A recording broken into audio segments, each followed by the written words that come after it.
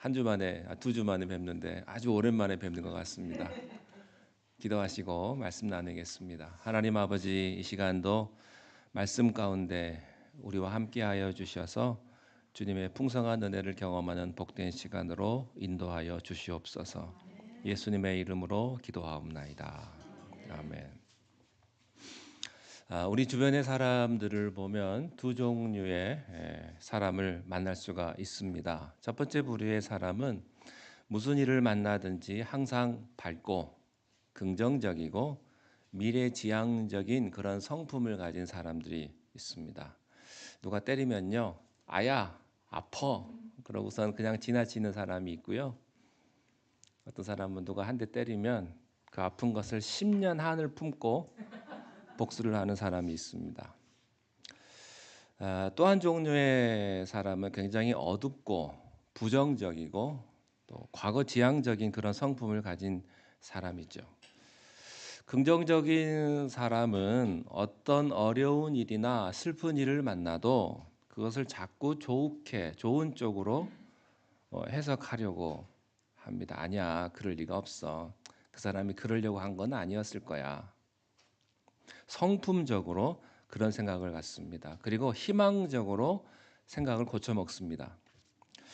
반대로 부정적인 사람은 어떤 행복한 일이 생기고 어떤 기쁜 일이 있어도요, 그것을 자꾸 나쁘게 해석을 하고 절망적으로 받아들이는 그런 경향을 갖는 사람들이 있습니다. 여러분은 어떤 부류에 속한 사람이십니까? 또 하나님을 믿는 사람들은 어떤 부류에 속한 사람이어야 될까요? 두말할 것도 없이 정말로 내가 하나님을 믿는다고 한다면, 내가 구원을 받았다면 우리가 다 부족하고 또 연약하고 환경은 열악하지만 언제나 희망적이라고 하는 것입니다. 그리고 생각이 긍정적이고 적극적이라고 하는 것이죠. 여러분, 적극적인 생각이 믿음을 낳지는 않습니다. 그렇지만 믿음을 가진 사람은 항상 적극적이고 긍정적이라고 하는 사실이죠. 희망적이고, 그래서 이런 거예요. 죽어도 살겠고, 부활신앙이에요. 내가 아무리 힘들어서 죽을 것 같아도 나는 안 죽어. 하나님은 나를 살려주실 거야. 어떤 어려운 환경 속에서도 하나님은 나를 축복해 주실 거야. 라고 하는 그런 긍정적인 마인드를 갖는 것이죠. 저는 우리 발레교회 모든 성도님들이 가정일이나 또 교회에서나 여러분의 일터에서 항상 밝고 긍정적이고 적극적인 생각을 갖게 되시기를 바랍니다. 예수님께서 죽은 나사로를 살려주셨습니다. 예수님의 말씀 한마디에 3일 동안 무덤에 갇혀 있던 나사로가 살아난 것이죠. 어떻게 나사로가 다시 살아날 수 있었을까? 예수님의 세 가지 명령 때문입니다. 첫째 명령은 예수님께서 무덤에 가셔서 이렇게 말씀하셨어요. 무덤을 막고 있는 무겁고 큰 돌을 옮겨라. 이게 첫 번째 명령이셨습니다. 여러분, 하나님이 기적을 일으키실 때는 언제나 장애물을 먼저 제거하는 거예요. 하나님이 기적을 베풀려고 하는데 거기 돌문이 막혀 있단 말이죠. 그래서 예수님께서 하신 첫 번째 명령은 이 돌을 옮기라는 거예요. 옮겨라. 근데 사람들은 그 말을 잘 안 들으려고 그래요. 왠지 아세요? 불가능하니까. 안 될 줄 뻔히 아니까. 아니, 어떻게 죽은 사람이 살아납니까? 그게 다 헛짓이라고 생각을 하는 거예요. 그러니까 그 돌을 치우려고 마음을 먹지도 않는 것이고, 예수님의 그 명령에 순종하지 않는 이유는 불가능하다고 이미 자기가 단정을 해버리기 때문인 것이죠. 죽은 사람이 살아난다고 하는 것은 믿을 수 없는 일이기 때문에 그것은 다 헛짓이라고 생각을 하는 거예요. 그러나 그렇지 않습니다. 믿음의 사람은요, 주의 말씀에 귀를 기울이는 거예요. 하나님은요, 여러분에게 기적을 베풀기를 원하세요. 축복하기를 원하세요. 그 사실을 믿으시기 바랍니다. 예. 근데 장애물이 있어요. 근데 그것이 다 제거되기를 축원합니다. 먼저 장애물을 치워야 돼요. 여러분 축복받은 사람들은요 마음가짐부터 달라요. 그분들은 집에 가보면 집도 깨끗해요. 아무리 가난하고 힘들고 어려워도요 그분들은요 이런 마음의 그런 그 자존감을 놓치질 않아요. 항상 마음에 축복받을 수 있는 그런 자세를 가지고 있는 사람들이에요. 힘들어도 항상 자기의 자세와 또 자기 어떤 자존심을 흐트러뜨리지 않는 거예요. 왜냐하면 나는 축복받을 사람이지만 지금은 어렵지만 지금은 내가 힘들고 어렵지만 여러분 이 자세가 중요합니다. 영적인 자세. 여러분의 영적인 자세가 밝고 희망적이기를 바랍니다. 어떤 사람은 암에 걸려도 희망적인 사람이 있고 어떤 사람은 사지 멀쩡하고 건강해도요 항상 부정적인 사람이 있어요. 두 번째는요 예수님께서 돌을 옮겨 놓으라 하셔서 돌을 옮겨 놓으니까 예수님께서 무덤 안에 있는 시체에게 명령을 내립니다. 큰 소리로 나사로야 나오라 그랬어요. 근데 여기서 재미있는 것은 큰 소리로라는 말이 있습니다. 예수님이 속으로 중얼중얼하지 않으시고 큰 소리로 나사로야 나와라 이렇게 말씀하셨다는 거예요. 놀랍게도 죽었던 나사로의 시체가 벌떡 일어난 것입니다. 여러분 기적은 내가 만드는 것이 아니라 하나님이 만드십니다.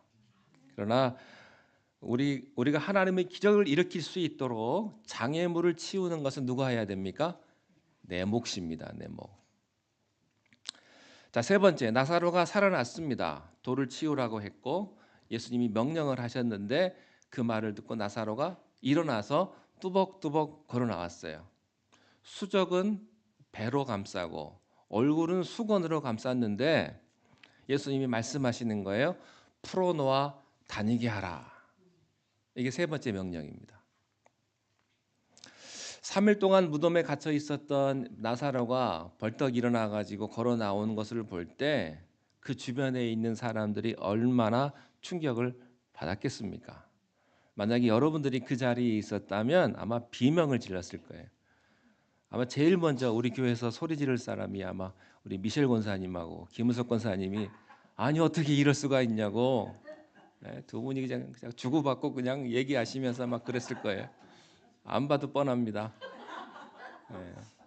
우리가요 그런 것들을 보면 가만히 있을 수가 없는 거예요. 아니 어떻게 이럴 수가 있냐고. 여러분 부활을 경험한 사람들은요 그 마음 속에 와 예수님은 특별한 분이시구나. 예수님은 하나님의 아들이시구나.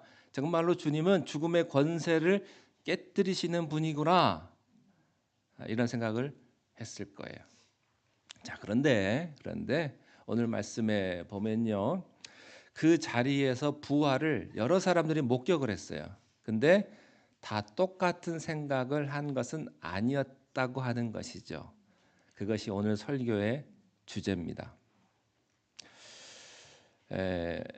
예수님의 부활을 목격한 사람들 가운데는 세 가지 종류의 사람들이 그 반응을 보였던 것을 우리가 볼 수가 있는데 첫 번째는 비록 예수님을 거부했던 유대인이라 할지라도 그 놀라운 부활의 현장을 목격한 순간에 예수님을 영접하고 믿고 받아들이는 그런 놀라운 은혜에 같이 동참하는 무리가 한 그룹 있었다고 하는 거예요.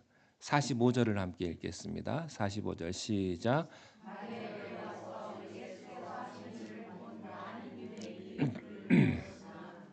그렇죠. 정말로 놀라운 일이다.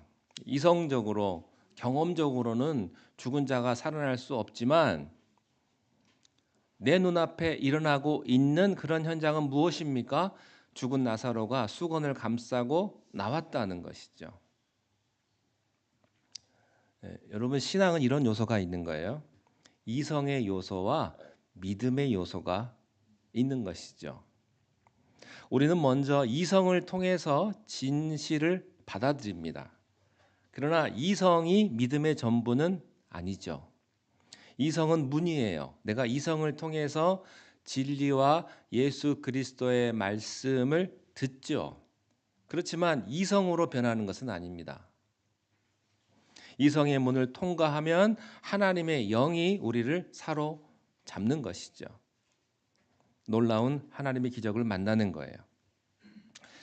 이 유대인들은 기적의 현장에서 충격을 받고 예수님을 믿기로 결정을 합니다. 그래서 누구에게 찾아오냐면 마리아에게 찾아옵니다. 그런데 모든 사람들이 그런 것은 아니었다고 하는 거예요. 46절을 함께 읽겠습니다. 시작. 그 중에 어떤 자는 바리새인들에게 가서 예수께서 하신 일을 마리아 찾아가는 사람이 있고 바리새인 찾아가는 사람이 있었다고 하는 거예요. 마리아 찾아간 사람은 믿기로 결정한 사람들이고 바리새인 찾아간 사람들은 눈치 보는 사람들이라고 하는 것이죠. 이 바리새인들은 어떤 사람입니까? 예수님을 환영하지 않는 사람들입니다. 예수님을 죽이려고 하는 사람들이에요. 왜 이들에게 바리새인들에게 갔을까요? 기적은 사실인데 아직도 이 사람들의 마음 속에는 회의와 부정적인 생각이 있었다고 하는 것이죠.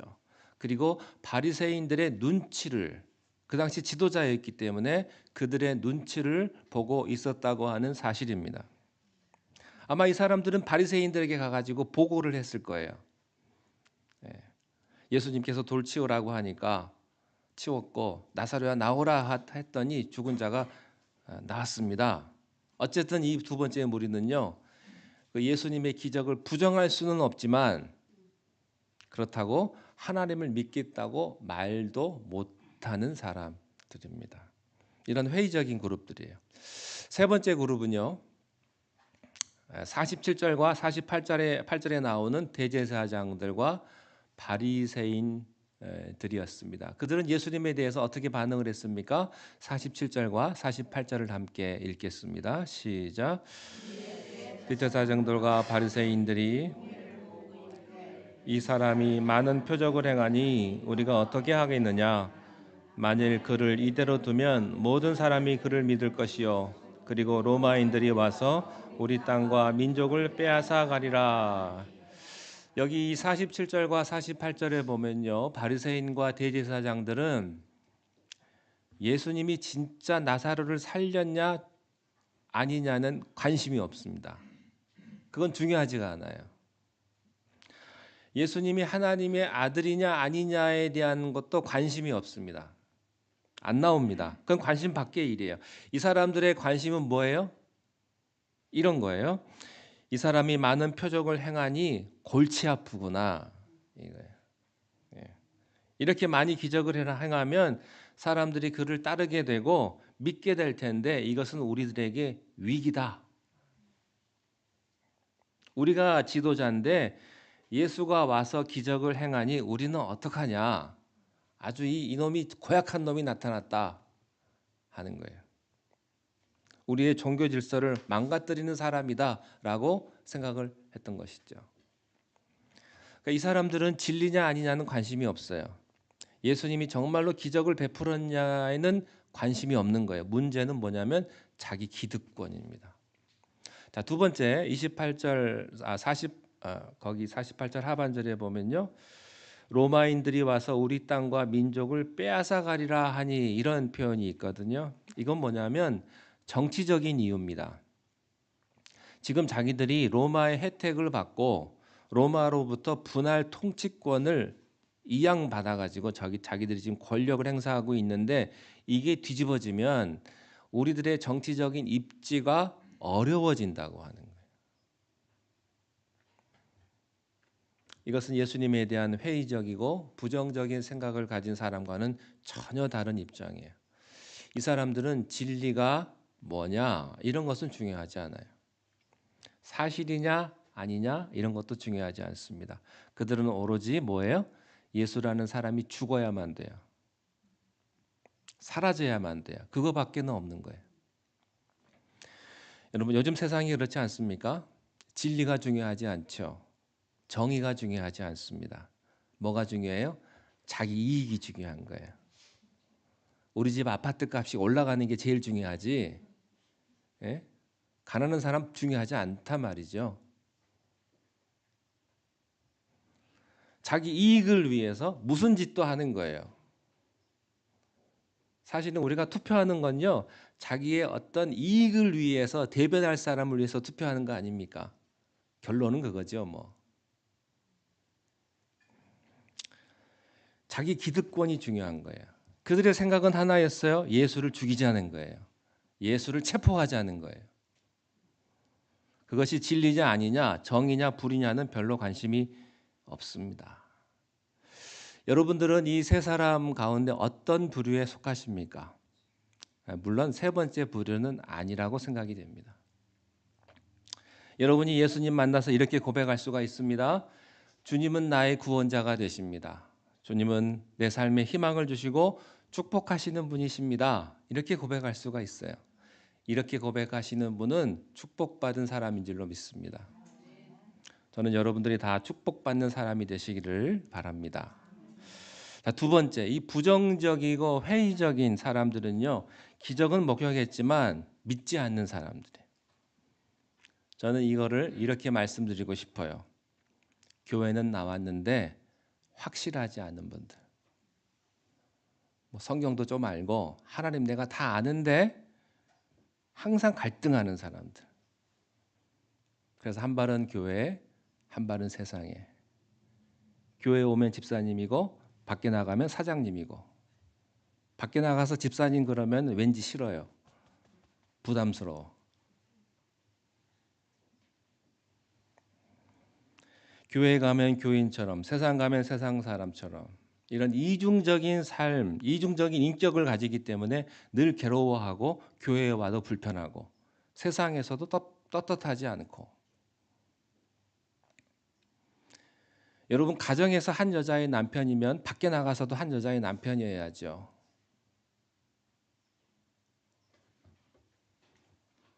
이런 분들은 어떤 사람들일까요? 정말로 구원이 필요한 사람들이라고 생각을 합니다. 자, 이런 상황 가운데서 49절과 59절에 아주 돌발적인 사태가 하나 나타납니다. 49절과 50절을 함께 읽겠습니다. 시작. 그 중에 한 사람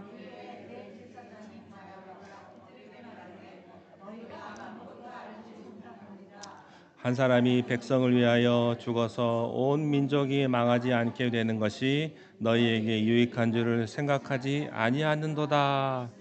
참 이상한 예언이 하나가 나옵니다. 그 당시에 대제사장, 그 해의 대제사장인 가야바가 생각하지도 못한, 예측하지도 못한 예언을 한 거예요. 이 예언은 바리새인과 서기관들, 대제사장들에게 유리한 예언이 아니라 예수님에게 유리한 예언을 한 것입니다. 그래서 좀 갈등이에요. 다른 사람이 했다고 그러면 좀 이해가 되는데 반대 사람들이 예수님을 위한 예언을 했기 때문에 51절과 52절에 조금 더 자세하게 나옵니다. 시작. 이 말은 스스로 함이 아니요 그의 대제사장이므로 예수께서 그 민족을 위하시고 또 그 민족만 위할 뿐 아니라 흩어진 하나님의 자녀를 모아 하나가 되게 하기 위하여 죽으실 것을 미리 말함이러라. 자, 여기서 좀 자세하게 설명을 하는데 여기서 좀 조심할 게 있습니다. 그것은 첫째는 이 말은 스스로 한 것이 아니다라고 하는 것이고요.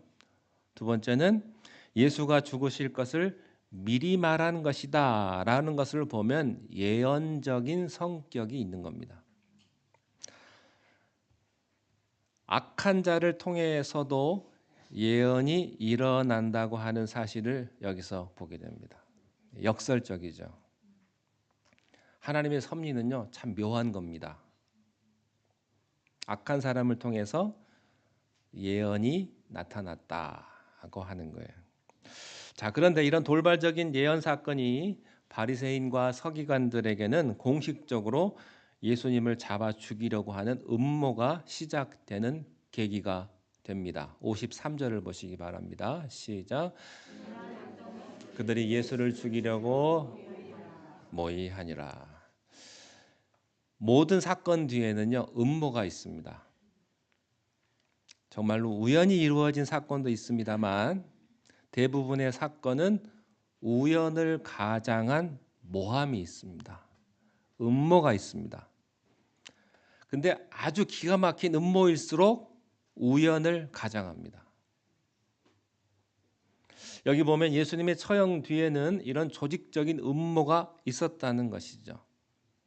성경은 지금부터 어떻게 예수를 죽이려고 할 것인가 여러 가지 각도에서 작업이 시작이 됩니다. 대중을 선동하기도 하고 예수를 체포하기도 하고 빌라도를 구워 삶기도 하고 협박도 하고 이런 모든 음모들은 결국 예수님을 십자가 처형에까지 가게 하는 것이죠. 음모가 시작이 됐습니다. 자, 그런데 예수님께서는 이런 바리새인과 대제사장들의 도전을 어떻게 받아들이시는가? 54절을 함께 읽겠습니다. 시작. 그러므로 예수께서 다시 유대인 가운데 드러나게 다니지 아니하시고 거기를 떠나 빈들 가까운 곳인 에브라임이라는 동네에 가서 제자들과 함께 거기 머무르시니라. 예수님께서는 유연하게, 초연하게, 또 지혜롭게 이런 험악한 분위기에서 잠깐 뒤로 물러서시는 모습을 보게 됩니다. 저같이 젊은 사람이라면 확 막 이렇게 해가지고 뒤집어 버렸으면 시원할 텐데 예수님은 그렇게 하지 않으십니다. 왜 예수님이 그렇게 하지 않으실까? 예수님이 나약해서 그럴까? 예수님이 용기가 없어서 그럴까? 아닙니다. 예수님에게는 십자가라고 하는 불멸의 아주 중요한 목표가 있었던 것이죠. 예수님의 목표는 이 사람들과 싸우는 게 목표가 아니고 십자가를 지는 게 목표였다고 하는 것입니다. 가끔 이제 다른 교회 어디 교회 이제 얘기를 듣고 그런 걸 보면요, 교회 나가시는 분들이 목적을 잃어버리는 경우가 있어요. 교회를 왜 나가는가? 싸우기 위해서 나가요. 여러분, 우리가 교회를 왜 나옵니까? 왜 삽니까? 목표를 잃어버려요. 목표를 잃어버리고 중간에 자기의 감정에 사로잡혀 가지고 자기 감정이 목표가 돼요. 그래서 내가 마음에 안 드는 사람이 있으면 그 사람 당장 혼내기 위해서 내 모든 것을 다 걸어요. 그리고 진짜를 잃어버리는 거예요. 감정의 노예가 돼 가지고. 어떤 교회는 그런 교회도 있더라고요. 그 사람 내가 교회 가가지고 오늘 홍군형을 내주겠다고. 교회 예배드리러 가는 거잖아요. 여러분. 교회 봉사하러 오는 것도 아니고 교회 밥 먹으러 오는 것도 아니고요. 교회는 하나님 앞에 예배하기 위해서 나오는 거예요. 어떤 경우에도 목표를 잃어버리지 마십시오. 여러분의 가정, 여러분의 가정의 목표를 잃어버리지 마십시오. 우리가 왜 가정 생활합니까? 행복하기 위해서 하는 거 아니에요. 돈 벌기 위해서가 아니에요. 돈이 필요하지요. 근데 돈 벌기 위해서 행복을 다 잃어버리는 거예요. 죽을 때까지 돈만 벌다가 죽는 거죠. 그것 때문에 싸우고요. 그것 때문에 큰 소리 치고요.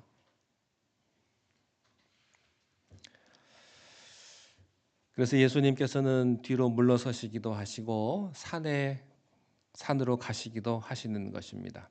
사람들은 예수님이 어디를 갔는지를 찾기 시작을 했습니다. 55절에 보면 사람들이 6월절에 맞아 시골에서 예루살렘으로 오는 그때입니다. 사람들은 56절에서 이렇게 말합니다. 56절 함께 읽겠습니다. 시작. 그들이 예수 찾으러 성전에 서서 서로 말하되 너희 생각에는 어떠하냐? 그가 명절에 오지 아니하겠느냐? 예수가 아마 6월절에는 나타날 것이다. 이렇게 얘기를 하는 것이죠. 그들이 예수님을 찾는 이유는 뭘까요? 예수님이 그리워서? 예수님 보고 싶어서? 예수님 설교가 듣고 싶어서? No, 아니에요. 57절에 그 이유가 있습니다. 57절 시작. 이는 대제사장들과